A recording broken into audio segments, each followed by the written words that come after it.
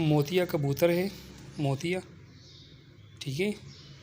एक ये हो गया, बाकी इसके अलावा सारे बच्चे हैं, बच्चे भी पकड़े हुए। ये एक बच्चा है माशाल्लाह, कसूरी टाइप का बच्चा है, बहुत खूबसूरत बच्चा, ये कल पकड़ा था, ठीक है।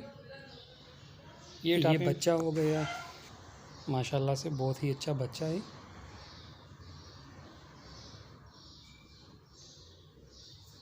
दूसरे नंबर पर ये गोल्डन बच्चा हो गया, गोल्डन बच्चा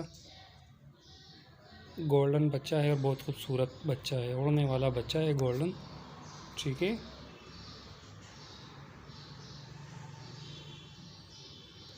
तीसरे नंबर पर ये मोतिया पट्टा एक बच्चा हो गया, ये भी पकड़ का बच्चा है, ठीक है।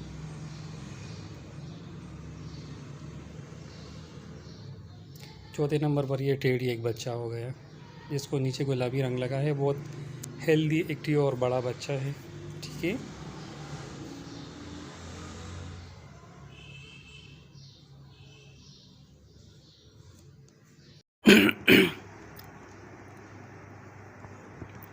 ये बच्चा बहुत कमाल का बच्चा है, जिस किसी से भी आया है ना, बिल्कुल साफ आंख का सालारा टेढ़ी बच्चा है और माशाल्लाह से बहुत ही क्वालिटी का बच्चा है, ठीक है।